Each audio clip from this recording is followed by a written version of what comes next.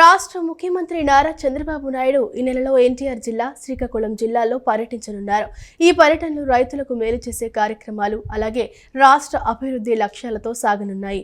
ఈ నెల 9న ఎన్టీఆర్ జిల్లాలోని తిరువూరు నియోజకవర్గం కొండూరు గ్రామాన్ని సీఎం సందర్శించనున్నారు. ఈ సందర్భంగా గ్రామానికి చెందిన 702 మంది రైతులకు పట్టాదారు పాస్ పుస్తకాలను ఆయన స్వయంగా అందజేయనున్నారు. భూమి హక్కుల విషయంలో రైతులకు స్పష్టత, భరోసా కల్పించాలనే ఉద్దేశంతో ఈ కార్యక్రమం నిర్వహిస్తున్నట్లు అధికారులు తెలిపారు. అలాగే ఈ నెల 16న సీఎం శ్రీకాకుళం జిల్లాలో పర్యటించనున్నారు. అక్కడ నిర్వహించనున్న స్వచ్ఛాంధ్ర స్వర్ణాంధ్ర కార్యక్రమంలో ఆయన పాల్గొని రాష్ట్ర అభివృద్ధి పరిశుభ్రతపై ప్రజలకు సందేశం ఇవ్వనున్నారు. ఆంధ్రప్రదేశ్లో మ్యాజిక్ ట్రైన్ల విషయంలో ఉప ముఖ్యమంత్రి పవన్ కళ్యాణ్పై బ్యాడ్మింటన్ క్రీడాకారిణి పివి సింధు ప్రశంసల వర్షం కురిపించారు. మురుగు కాలువల సమస్య పరిష్కారానికి మ్యాజిక్ ట్రైన్లు అనే వినూత్న కార్యక్రమానికి పవన్ శ్రీకారం చుట్టారని ప్రశంసించారు. ఈ మ్యాజిక్ డ్రైనేజీ వ్యవస్థ కారణంగా నీరు వడపోతకు గురై భూగర్భ జలాలు మెరుగుపడతాయని సింధు చెప్పుకొచ్చారు. ఆంధ్రప్రదేశ్లో మ్యాజిక్ డ్రైన్ల విషయంలో ఉప ముఖ్యమంత్రి పవన్ కళ్యాణ్పై బ్యాడ్మింటన్ క్రీడాకారిణి పివి సింధు ప్రశంసల వర్షం కురిపించారు. గ్రామాల్లో పరిశుభ్ర వాతావరణం నెలకొల్పేందుకు డిప్యూటీ సీఎం వినూత్న కార్యక్రమం చేపట్టారని కొనియాడారు. ఈ మేరకు సోషల్ మీడియా వేదికగా ఆమె ఓ వీడియో రిలీజ్ చేశారు. ఈ సందర్భంగా పివి సింధు మాట్లాడుతూ డ్రైనేజీ వ్యవస్థ సరిగా లేకపోవడంతో అనేక గ్రామాల ప్రజలు ఇబ్బందులు పడుతున్నారని అన్నారు. మురుగు కాలువల సమస్య పరిష్కారానికి మ్యాజిక్ డ్రైన్లు అనే వినూత్న కార్యక్రమానికి పవన్ శ్రీకారం చుట్టారని ప్రశంసించారు. ఈ మ్యాజిక్ డ్రైనేజీ వ్యవస్థ కారణంగా నీరు వడపోతకు గురై భూగర్భ జలాలు మెరుగుపడతాయని సింధు చెప్పుకొచ్చారు. అలాగే మురుగునీరు రోడ్లపైకి రాకుండా ఉంటుందని, దుర్వాసన లేకుండా కాలువల్లోనే నీరు ఇంకిపోతుందని ఆమె తెలిపారు. ఇలాంటి మ్యాజిక్ డ్రైన్స్ కార్యక్రమం అమలు చేస్తున్న పవన్ కళ్యాణ్కు పివి సింధు హ్యాట్స్ ఆఫ్ చెప్పారు. మరిన్ని వినూత్న కార్యక్రమాలను ఏపీలో చేపట్టాలని కోరుతూ ఆమె వీడియో రిలీజ్ చేశారు. అయితే పివి సింధు వీడియోపై ఆంధ్రప్రదేశ్ డిప్యూటీ సీఎం కార్యాలయం స్పందించింది. మ్యాజిక్ డ్రైనేజీ వ్యవస్థపై విలువైన అభిప్రాయాన్ని తెలియజేసినందుకు బ్యాడ్మింటన్ క్రీడాకారిణి పివి సింధుకు ధన్యవాదాలు తెలిపింది. I think Pawan Kalyan garu as a deputy chief minister, I think he's done amazing.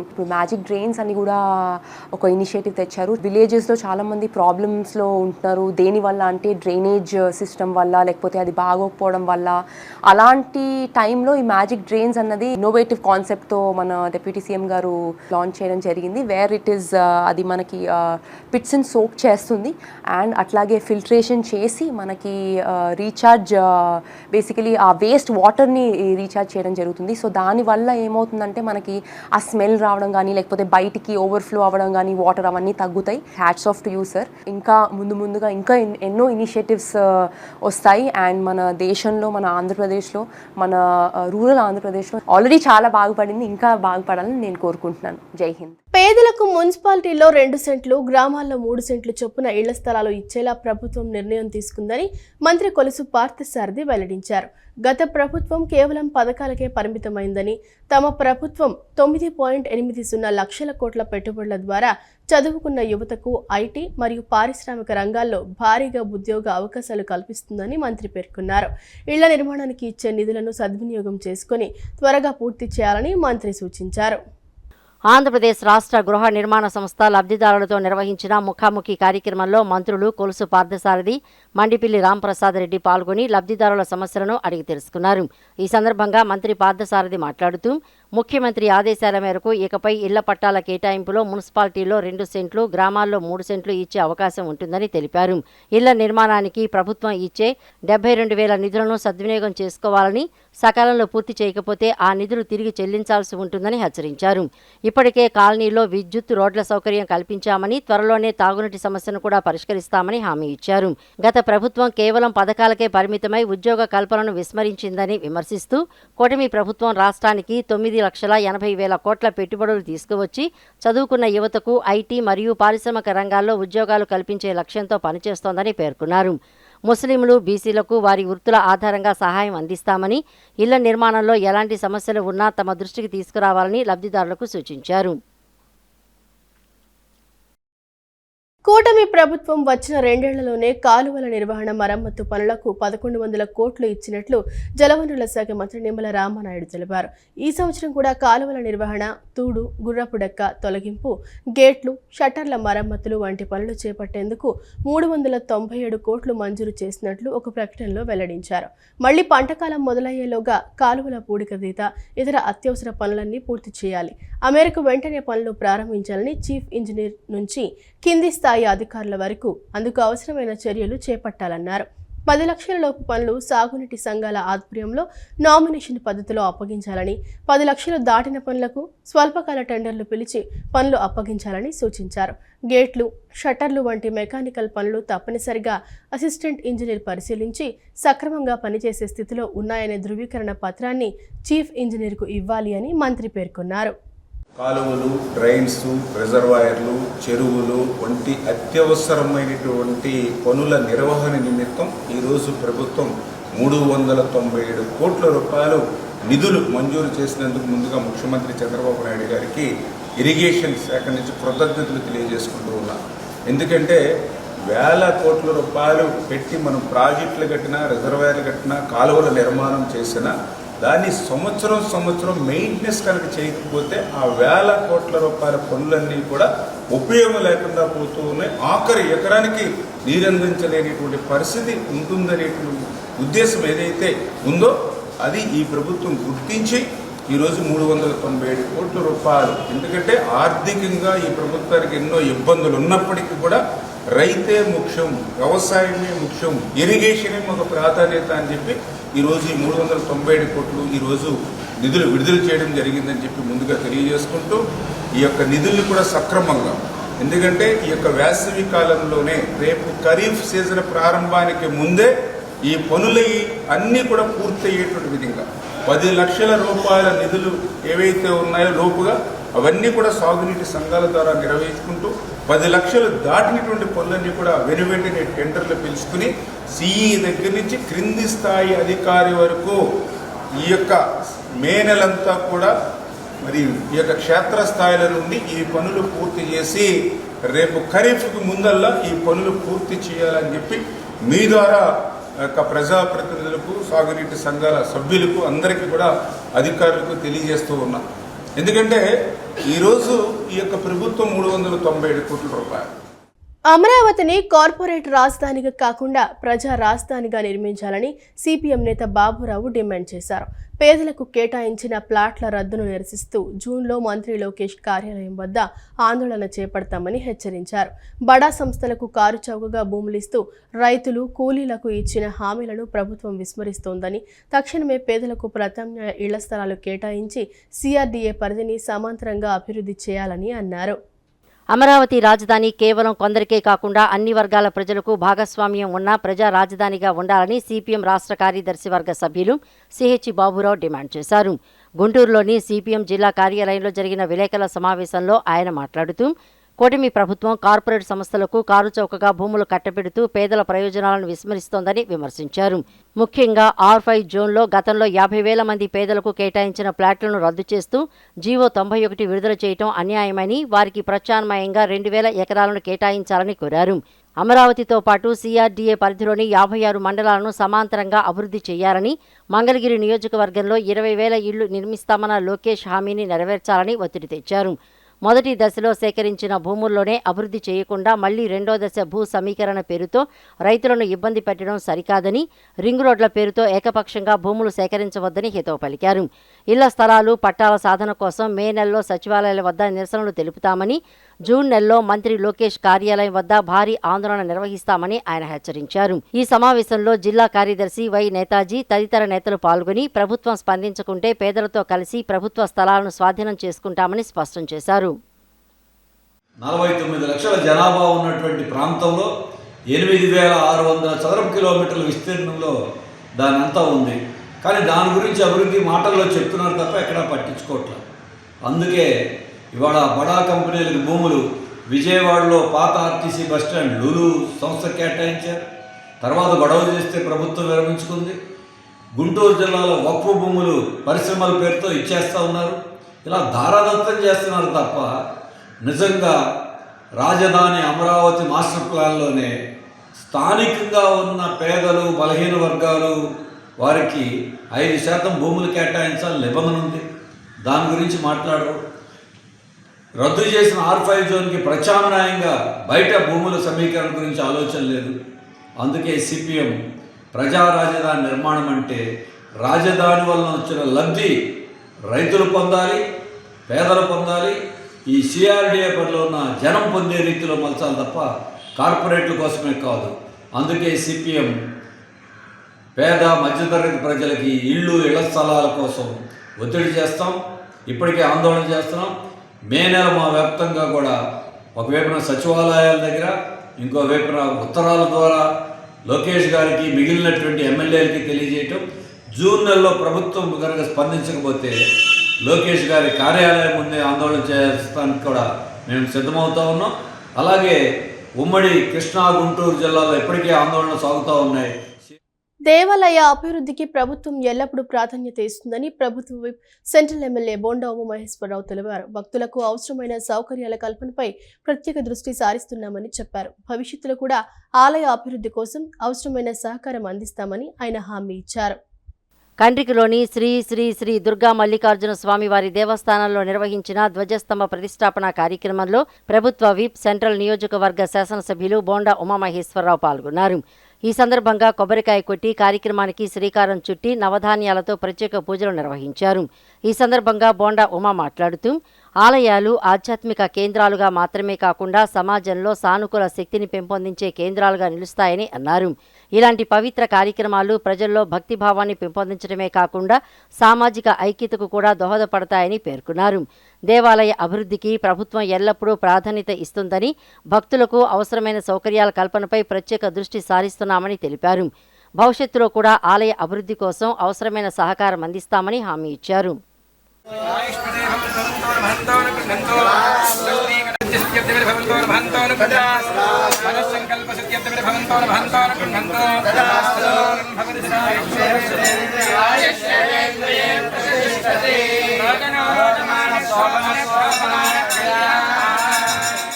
ఈ నెల 4న ఏకొండూరు, తిరువూరు, రెడ్డిగూడెం, గంపలగూడెం, విసన్నపేటలో ప్రత్యేక గ్రీవెన్స్ నిర్వహించనున్నట్లు జిల్లా కలెక్టర్ లక్ష్మీసావు ప్రకటనలో పేర్కొన్నారు. స్థానిక ప్రజలు సద్వినియోగం చేసుకోవాలని సూచించారు. అదేవిధంగా విజయవాడలోని జిల్లా కలెక్టరేట్ శ్రీ పింగళి వెంకయ్య సమావేశ మందిరంతో పాటు డివిజన్, మున్సిపల్, మండల కేంద్రాల్లో అధికారులు ప్రజలకు అందుబాటులో ఉండి అర్జీలు స్వీకరిస్తారని అన్నారు. ఈ నెల 4వ తేదీ సోమవారం ఏకొండూరు, తిరువూరు, రెడ్డిగూడెం, గంపలగూడెం, విసన్నపేట మండల కేంద్రాల్లో ప్రత్యేక ప్రజా సమస్యల పరిష్కార వేదిక కార్యక్రమాన్ని నిర్వహించనున్నట్లు జిల్లా కలెక్టర్ డాక్టర్ జి. లక్ష్మీశా ఒక ప్రకటనలో తెలిపారు. ఏకొండూరుకి సంబంధించి ఎంపీడీఓ కార్యాలయంలో, మిగిలిన 4 మండలాలకు సంబంధించి ఆయా మండలాల తహసీల్దార్ కార్యాలయాల్లో ఉదయం 10 గంటల నుంచి కార్యక్రమం జరుగుతుందని, స్థానిక ప్రజలు ఈ కార్యక్రమాన్ని సద్వినియోగం చేసుకోవాలన్నారు. కార్యక్రమంలో జిల్లా కలెక్టర్, జాయింట్ కలెక్టర్ ప్రత్యక్షంగా, వర్చువల్గా పాల్గొంటారని తెలిపారు. జిల్లా స్థాయి అధికారులు ఏకొండూరు నుంచి మిగిలిన మండలాల్లో జరిగే కార్యక్రమాన్ని సమన్వయం చేసుకుంటారని తెలిపారు. ప్రజల నుంచి అర్జీలు స్వీకరించనున్నట్లు తెలిపారు. అదేవిధంగా విజయవాడలోని జిల్లా కలెక్టరేట్ శ్రీ పింగళి వెంకయ్య సమావేశ మందిరంతో పాటు డివిజన్, మున్సిపల్, మండల కేంద్రాల్లో అధికారులు ప్రజలకు అందుబాటులో ఉండి అర్జీలు స్వీకరిస్తారని అన్నారు. అర్జీదారులు తమ అర్జీలను meekosom.ap.gov.in వెబ్సైట్ నందు నమోదు చేసుకోవచ్చని, నమోదైన అర్జీల స్థితి, సంబంధిత సమాచారం తెలుసుకునేందుకు 1100కి నేరుగా కాల్ చేయవచ్చని కలెక్టర్ లక్ష్మీశా తెలియజేశారు. గత ప్రభుత్వ నిర్లక్ష్యంతో వెనుకబడిన 28వ డివిజన్ సుబ్బరామిరెడ్డి నగర్ను 50 లక్షలతో అభివృద్ధి చేసినందుకు కృతజ్ఞతగా స్థానికులు ఆ ప్రాంతానికి బోండా ఉమా కాలనీ అని పేరు పెట్టుకున్నారు. ఎమ్మెల్యే బోండా ఉమామహేశ్వరరావు చొరవతో సిమెంట్ రోడ్లు, డ్రైనేజీ వంటి వసతులు సమకూరగా బోండా సిద్ధార్థ పర్యటించి అభివృద్ధి పనులను మరియు సంక్షేమ పథకాలను ప్రజలకు వివరించారు. విజయవాడ సెంట్రల్ నియోజకవర్గంలోని 28వ డివిజన్ పూనూరు సుబ్బరామిరెడ్డి నగర్ ప్రాంతం ఎన్డీఏ కూటమి ప్రభుత్వ హయాంలో సమగ్రంగా అభివృద్ధి చెందింది. గత ప్రభుత్వ నిర్లక్ష్యంతో మౌలిక సదుపాయాలు లేక ఇబ్బందులు పడ్డ ఈ కాలనీలో ఎమ్మెల్యే బోండా ఉమామహేశ్వరరావు చొరవతో కార్పొరేటర్ వీరమాచినేని లలితా కిషోర్ సమన్వయంతో 50 లక్షల వ్యయంతో సిమెంట్ రోడ్లు, టైల్స్, డ్రైనేజీ మరియు తాగునీటి వ్యవస్థలను ఏర్పాటు చేశారు. అభివృద్ధి పనులను పరిశీలించేందుకు బోండా సిద్ధార్థ నాడు సమస్యలు నేడు పరిష్కారాలు కార్యక్రమంలో భాగంగా పర్యటించి ప్రజలతో మాట్లాడారు. తమ సమస్యలను పరిష్కరించి కాలనీ రూపురేఖలు మార్చినందుకు కృతజ్ఞతగా స్థానికులు ఆ ప్రాంతానికి బోండా ఉమా కాలనీ అని పేరు పెట్టుకుని స్వయంగా ప్రారంభించుకున్నారు. 2025 డిసెంబర్ నాటికే అన్ని వసతులు కల్పించడంతో తమ జీవన ప్రమాణాలు మెరుగుపడ్డాయని, అధికారంలో ఉన్నా లేకపోయినా బోండా ఉమా కుటుంబం ప్రజల కోసమే పనిచేస్తోందని స్థానికులు కొనియాడారు. ఆంధ్రప్రదేశ్ రాష్ట్ర వ్యాప్తంగా విభిన్న వాతావరణం నెలకొందని ఆదివారం గూడూరులో అత్యధికంగా 46.2 డిగ్రీల ఉష్ణోగ్రత నమోదవగా నేడు 27 మండలాల్లో వడగాల్పులు వీచే అవకాశం ఉందని విపత్తుల నిర్వహణ సంస్థ ఎండీ ప్రఖర్ జైన్ తెలిపారు. మరోవైపు ద్రోణి ప్రభావంతో కోనసీమ, కాకినాడ సహా పలు జిల్లాల్లో పిడుగులతో కూడిన వర్షాలు కురిసే అవకాశం ఉన్నందున పొలాల్లో పనిచేసే రైతులు మరియు కూలీలు చెట్ల కింద ఉండరాదని అధికారులు హెచ్చరించారు. రాష్ట్రంలో విభిన్న వాతావరణ పరిస్థితులు నెలకొన్నాయని, ఒకవైపు భానుడి భగభగలు, మరోవైపు పిడుగులతో కూడిన వర్షాలు కురుస్తున్నాయని సంస్థ ఎండీ ప్రఖర్ జైన్ తెలిపారు. ఆదివారం నెల్లూరు జిల్లా గూడూరులో ఈ సీజన్లోనే అత్యధికంగా 46.2 డిగ్రీల ఉష్ణోగ్రత నమోదవగా ప్రకాశం జిల్లా కొప్పెరపాడులో 46.1 డిగ్రీలు రికార్డైంది. రాష్ట్ర వ్యాప్తంగా 16 జిల్లాల పరిధిలోని 286 మండలాల్లో ఎండ తీవ్ర ప్రభావం చూపింది. ముఖ్యంగా కడప, నెల్లూరు, తిరుపతి, ప్రకాశం జిల్లాల్లో అత్యధిక మండలాలు 41 డిగ్రీలకు పైగా ఉష్ణోగ్రతలతో అల్లాడిపోయాయి. నేడు కూడా రాష్ట్రంలోని 27 మండలాల్లో వడగాల్పుల ప్రభావం తీవ్రంగా ఉంటుందని అధికారులు హెచ్చరించారు. పార్వతీపురం, మన్యం జిల్లాలోని 9 మండలాలు, గుంటూరు జిల్లాలోని మంగళగిరి, తాడేపల్లి వంటి 6 మండలాలు, విజయనగరం, పోలవరం, ఏలూరు, ఎన్టీఆర్, పల్నాడు మరియు నెల్లూరు జిల్లాల్లోని పలు ప్రాంతాల్లో వడగాల్పులు వీచే అవకాశం ఉంది. ఎండ తీవ్రత మరియు ఉక్కపోత దృష్ట్యా ప్రజలు అప్రమత్తంగా ఉండి తగిన జాగ్రత్తలు తీసుకోవాలని ఎండీ సూచించారు. మరోవైపు దక్షిణ ఛత్తీస్గఢ్ నుండి కొమోరియన్ ప్రాంతం వరకు విస్తరించి ఉన్న ద్రోణి ప్రభావంతో రాష్ట్రంలో వర్ష సూచన కూడా ఉంది. దీనివల్ల సోమవారం అనకాపల్లి, కాకినాడ, కోనసీమ జిల్లాల్లో పిడుగులతో కూడిన మోస్తరు వర్షాలు, శ్రీకాకుళం, విశాఖపట్నం, చిత్తూరు వంటి జిల్లాల్లో తేలికపాటి వర్షాలు కురిసే అవకాశం ఉంది. ఆదివారం సాయంత్రం కోనసీమ జిల్లా ముమ్మడివరంలో అత్యధికంగా 72.7 మిల్లీమీటర్ల వర్షపాతం నమోదైంది. ఉరుములు, మెరుపులు వచ్చే సమయంలో రైతులు, పశుకాపరులు చెట్ల కింద ఉండరాదని, సురక్షిత ప్రాంతాల్లో ఆశ్రయం పొందాలని అధికారులు ప్రత్యేకంగా హెచ్చరిస్తున్నారు. హనుమాన్ జంక్షన్లో ఇటీవల జరిగిన వడ్డే క్రాంతి కిరణ్ చిన్ని హత్యను గన్నవరం నియోజకవర్గ జనసేన పార్టీ సమన్వయకర్త చలమలశెట్టి రమేష్ బాబు తీవ్రంగా ఖండించారు. మృతుడు క్రాంతి కిరణ్ అత్యంత మృదు స్వభావి అని, పాత కక్షల నేపథ్యంలో రామినేని వెంకటరామకృష్ణ అతడిని ఉద్దేశపూర్వకంగానే హత్య చేశాడని ఆరోపించారు. నిందితుడికి గతంలోనే నేర చరిత్ర ఉందని, రౌడీ షీట్ ఉన్న వ్యక్తి పార్టీలో చేరినప్పటికీ తిరిగి నేరానికి పాల్పడటంతో అతడిని వెంటనే జనసేన నుండి తొలగించామని, పార్టీ సభ్యత్వాన్ని కూడా రద్దు చేసినట్లు స్పష్టం చేశారు. నిందితుడికి పార్టీకి ఎలాంటి సంబంధం లేదని పేర్కొన్న రమేష్ బాబు అన్యాయంగా ప్రాణాలు తీసిన వ్యక్తిపై న్యాయస్థానం కఠిన చర్యలు తీసుకోవాలని డిమాండ్ చేశారు. జనసేన పార్టీలో తిరుగుతున్నాడు. అతన్ని మేము జనసేన పార్టీ నుండి రామకృష్ణని సస్పెండ్ చేయడం జరిగింది. నిన్న జిల్లా ప్రెసిడెంట్ గారికి తెలియపరిచి జనసేన పార్టీ నుండి సస్పెండ్ చేస్తూ అతని మెంబర్షిప్ ని కూడా నేను సస్పెండ్ చేయించడానికి లెటర్ పూర్వకంగా పెట్టమన్నారు జిల్లా ప్రెసిడెంట్ గారు. అది కూడా పెడుతున్నాం. మా పార్టీలో కానీ నేను కూడా వ్యక్తిగతంగా ఇటువంటి వాటికి 100% దూరం. ఎటువంటి పరిస్థితుల్లో నేనే కాదు, మా మిత్రులు ఎవరు కూడా ఇటువంటి దాన్ని క్షమించరో. దీన్ని పూర్తిగా వ్యతిరేకంతో మంచిగా నడవాలని కోరుకునే మిత్రులే నాతో ఉన్నారు. ఎవరైనా సరే ఇటువంటి దుర్మార్గుడు ఇటువంటి చర్య చేసినందుకు మేమందరం కూడా పత్రిక మీడియా పూర్వకంగా ఖండిస్తున్నాం. ఇటువంటి వ్యక్తికి పోలీస్, కోర్టు, న్యాయస్థానాలు తగిన శిక్ష, ఖచ్చితంగా తగిన శిక్ష పడాలని చెప్పి నేను మనస్ఫూర్తిగా కోరుకుంటున్నా. ఎన్టీఆర్ జిల్లా జీకొండూరు మండలం వెలగలేరు కవలూరు రోడ్డులో శ్రీ కల్కి సేవా ఆలయం ప్రతిష్ఠ కార్యక్రమం ఎంతో వైభవంగా జరిగింది. ఈ ఆలయ ప్రతిష్ఠ కార్యక్రమానికి భక్తులు, చుట్టుపక్కల గ్రామాల ప్రజలు వేలాదిగా తరలివచ్చారు. ప్రతిష్ఠ కార్యక్రమానికి వచ్చిన వేలాది మంది భక్తులకు అన్న వితరణ చేశారు. ఎన్టీఆర్ జిల్లా జీకొండూరు మండలం వెలగలేరు కౌలూరు రోడ్డులో శ్రీ కల్కి సేవ ఆలయం ప్రతిష్ఠా కార్యక్రమం ఎంతో వైభవంగా జరిగింది. శ్రీ శ్రీ శ్రీ సర్వదేవ పరంజ్యోతి స్థాపన మరియు శ్రీ పరంజ్యోతి కల్కి భగవతి భగవాన్, శ్రీ విజయ గణపతి, శ్రీ అభయాంజనేయ స్వామి, శ్రీ జ్ఞాన సరస్వతి అమ్మవారు, శ్రీచక్ర మహామేరు అమ్మవార్లను స్థాపన చేశారు. ఉదయం 7 గంటల నుండి భక్తజన సందోహం మధ్య వివిధ సాంస్కృతిక నృత్య కోలాట ప్రదర్శనలు, కేరళ వాయిద్యము, సన్నాయి మేళాలతో వేద పండితుల మంత్రోచ్చరణల నడుమ శ్రీ అమ్మ భగవానుల శిష్యురాలు శ్రీ అచ్యుత దాసాజీ వారి ఆధ్వర్యంలో అత్యంత వైభవంగా ఆలయ ప్రతిష్టాపన మహోత్సవం అంగరంగ వైభవంగా నిర్వహించారు. అనంతరం శాంతి కళ్యాణం, ఊంజల సేవ భక్తుల జన సందోహం నడుమ జరిగింది. ఈ ఆలయ ప్రతిష్టా కార్యక్రమానికి భక్తులు, చుట్టుపక్కల గ్రామాల ప్రజలు వేలాదిగా తరలివచ్చారు. భక్తులకు అన్న వితరణ చేశారు. శ్రీ అచ్యుత దాసాజీ శ్రీ కల్కి సేవ ఆలయం యొక్క విశిష్టతను వివరించారు. ఈ ఆలయంలో భారతదేశం కోసం సనాతన ధర్మ పునరుద్ధరణకై ప్రత్యేక పూజలు జరుగుతాయన్నారు. హిందూ పండుగలను సాంప్రదాయబద్ధంగా నిర్వహించబడతాయని తెలియజేశారు. శ్రీ కల్కి సన్నిధానానికి చేరుకోవడానికి ఈ ఆలయం సోపానమని అన్నారు. ఈ కార్యక్రమాలన్నీ శ్రీ అచ్యుత దాసాజీ వారి ఆధ్వర్యంలో శ్రీ కల్కి ఆలయం సేవకులు నిర్వహించారు.